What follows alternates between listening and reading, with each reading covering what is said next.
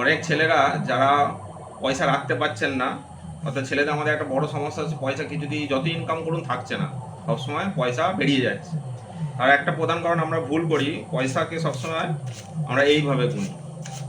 এইভাবে পয়সা কখনো গুনবেন না। দেখুন পয়সাটা আপনার থেকে দূরে সরে যাচ্ছে, এর ফলে খরচা হওয়ার চান্স থাকে। তাহলে পয়সা কীভাবে নিজের কাছে রাখতে হয় সেইভাবে গুনতে হবে।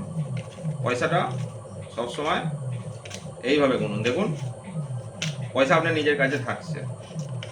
শুনছো? হ্যাঁ। 1000 টাকা দাও না, শপিং করব।